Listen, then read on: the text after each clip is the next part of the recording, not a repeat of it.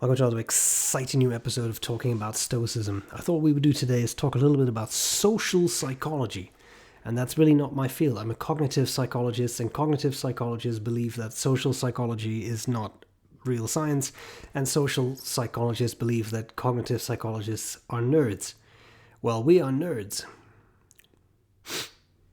No, I'm just joking. In all, it's always in jest, right? Because of course, social psych is a very interesting field of psych. In fact, I think that a lot of people find that the most interesting field of psych because it deals with the behavior of humans in groups, and that's something that should concern us all for various reasons.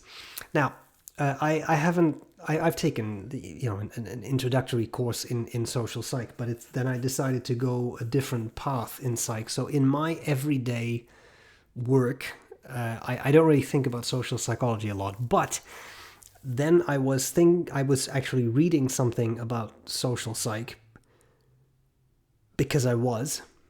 It doesn't really matter why. And I read once again about the fundamental attribution error. And I remember how many years ago, when I started to study psychology, I was fascinated by the fundamental attribution error because that is really one of those things that once you know what it is, it seems kind of obvious, but you start to realize how real it is, how that is a guiding principle in the behavior of a lot of people. And it just so happens to be the case that I find that relates to Stoicism in a very natural manner. So, what is a fundamental attribution error, you ask? Glad you asked. The fundamental attribution error means, abstractly, and that'll give you an example, that when you judge the behavior of others, you tend to overestimate their personal factors, but you tend to underestimate any environmental factors. But if you're judging your own behavior, you do the opposite. So you tend to overestimate situational factors and underestimate personal factors. Now, if that sounded a little confusing, let's look at a concrete example. So imagine you're driving on the highway, the freeway, and someone cuts you off, right? Then your first reaction is probably something along the lines of, that person cannot drive, they're a bad driver, they're not paying attention, right? So you are overemphasizing personal factors kind of in them and not environmental factors like, well, actually I was speeding, so I may have been they overtook me and I was coming up faster than they thought, that's why they cut me off. But if you cut someone off, then you're much more likely to not say, I'm a bad driver, God, I cut that person off, geez, I'm such a bad driver. That's not what you do. Then you say, well, they were like the terrible driver. Why I couldn't see them, they were so fast, couldn't see them, right? They're terrible drivers. So now you are not blaming it on yourself, you're blaming it on the circumstances. But if someone else cuts you off, you don't blame it on the circumstances, you blame it on them. That's the exact opposite, right? And I just found that fascinating. I found it fascinating all those years ago when I took introductory psychology, and I learned about that for the first time. And then we had to take an intro social psych course, and we went to a bit more detail.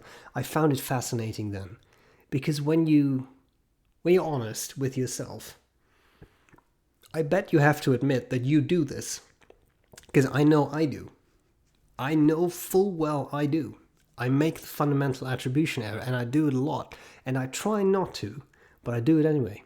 Because I think we're almost hardwired to do that. You don't want to take blame for something. So when you do something, it's the other person or it's the circumstances that have made you do that, right? I failed this test, not because I didn't study, but it was too difficult. The test was too difficult. But if someone else fails the test, they didn't study, right? So anyway, how does this fit into Stoicism? Well, that's a good question, but I actually think there is an answer here. I think the Stoics would say, this is why you have to take a mental step back. They might not use those terms, but I think that's what they would say. This is why when something happens and you feel a flash of annoyance or anger or frustration, you need to take a deep breath and you need to think about the situation. And you can change that thinking, that immediate thinking, the almost automatic thinking. You can change that. And I found that when I do that, and I try to do that as often as I can in these kinds of situations, I found that it helps an awful lot. So let's go back to the situation. You get cut off in traffic. And then your first thought is, well, that person cannot drive. They're stupid. They're ignorant. They're not paying attention. They're probably on their phone. This, that, and the other. But you could change that thought into something like, they just missed me. That was not ill intent. They did not try to cut me off. They were not trying to push me off the road. They just missed me. Now, if I'm entirely honest, I also miss people sometimes. Sometimes in traffic, you make a certain maneuver and you think, oh, I shouldn't have done that, or oh, I should have taken kept a bit more space, or I should have gone a little faster or slower, or whatever. It happens to all of us. You cannot say this never happens to me, because it does happen to you. Everybody makes those kinds of mistakes. And it's not only in traffic. We do this every day. We do things and we then later think, oh, I shouldn't have done that, shouldn't have said that. I should have approached it this way. I shouldn't have felt that way. I shouldn't have made them feel that way. Like all these kinds of things, right? And I feel that in those situations, when you try to remember something, whatever terminology works for you, that can make the situation better. So fundamental attribution error is a good one to remember. It's a bit of a mouthful, unfortunately, but it expresses exactly what it is. It's a profound misattribution of what is going on. If you can then take that step back and say, okay, wait a minute. So here we are. That person just cut me off. That was a poor maneuver. But I don't know what's going on. Maybe they just got bad news. Maybe they're really eager to get home because someone is sick. Maybe, they were not paying attention for a second, but hey, I've been there where I didn't pay attention for a second. Things happen. This is life. There's no need for me to get angry or frustrated at this point. And if you don't do that, and you find yourself in a situation where you are not doing that, and you start to fulminate and get angry and frustrated and annoyed, it can ruin your day. For me, something like that was something that was able to ruin my day. And that's probably a personality thing, but I could find it very difficult. I'm talking 5 years ago, 6 years ago maybe. But I could find it very difficult to then let that go. And that could happen in the morning, so to speak, and then when I was eating lunch, I could still be thinking about it. And that's really upsetting. It's upsetting because it ruins your day. Something that was so small and so insignificant has then ruined your day.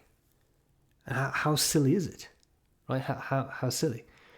And of course, there are bigger things in life, and you should take those seriously, and you should not just brush them off. And that's not what I'm suggesting, but I'm sure you're aware of the fact that I'm not suggesting that. But isn't it interesting that something like that, fundamental attribution error, it can have such a profound effect? And what I find very interesting is that the Stoics didn't use that terminology. Epictetus didn't write about the fundamental attribution error, right? But the thought is the same, though. The thought of stop and think. Ask yourself what you are doing, why you are doing that. Ask yourself what that other person, what may have motivated that other person, why they may have done what they did. And then I think you'll find that certain things get an awful lot easier. They really do. And that's quite fascinating, I think. And it can be a great help if you struggle with keeping a level head in those kinds of situations. Remember the fundamental attribution error. Remember that this is a natural response to us. We tend to overestimate the contribution of other people's personalities and underestimate our own effect, because it's a two-way street, right? You also have to be able to say, okay, let's say traffic again. Okay, that was a poor maneuver. That was on me. I should have paid more attention. I should have judged that better, but I didn't. But there we are, right? I did that. So next time I find myself in a situation, I need to pay more attention. I need to do X, Y, and Z differently. And that's it. I hope that was interesting. The fundamental attribution error. Let me know what you think about the fundamental attribution error. Thank you so much for watching. I'll gladly see you again next time for more talk about Stoicism. Bye.